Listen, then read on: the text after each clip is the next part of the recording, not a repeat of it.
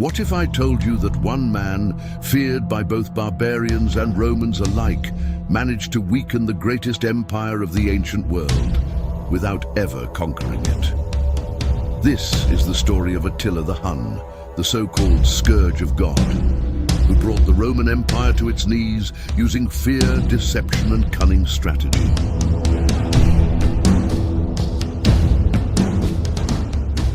The Roman Empire in the 5th century was not what it used to be.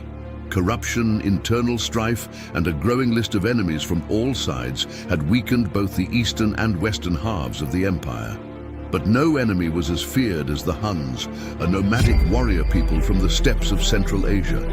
Led by their ruthless and cunning leader Attila, they struck terror wherever they went.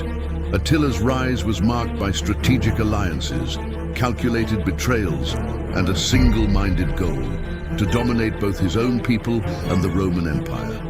His ability to unite the fractured Hun tribes under one banner turned him into an unstoppable force.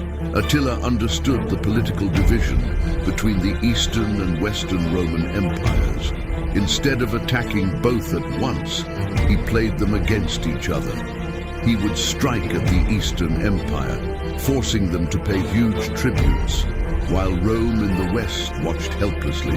And when Eastern Rome could pay no more, Attila turned his attention westward, forcing them to buy peace as well.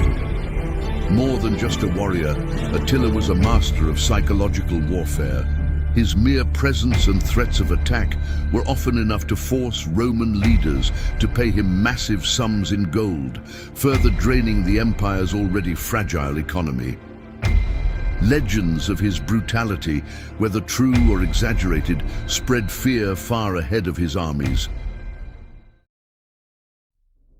After years of extracting tribute from both Eastern and Western Rome, Attila led a massive invasion into Gaul.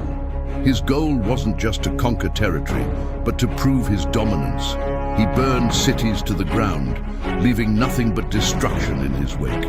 Yet as the Romans and Visigoths united to face him at the Battle of the Catalaunian Plains, Attila demonstrated his unique approach to warfare once again.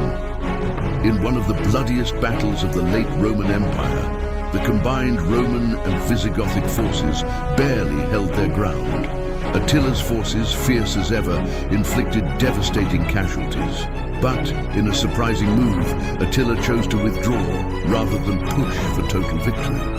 His strategic retreat ensured that his army survived to fight another day, while the Romans bled.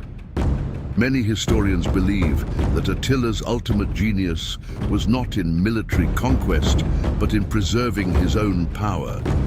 By never fully committing to a siege of Rome itself, Attila kept the Romans in a constant state of fear and submission, extracting endless resources while maintaining his army's strength.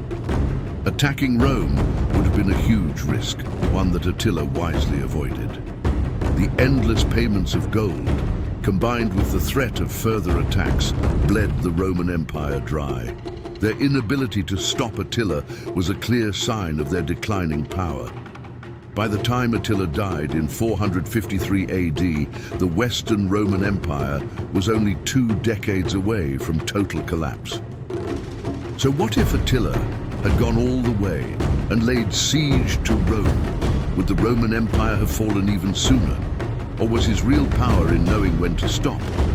Let me know your thoughts in the comments, and make sure to subscribe for more stories of history's most brilliant strategists.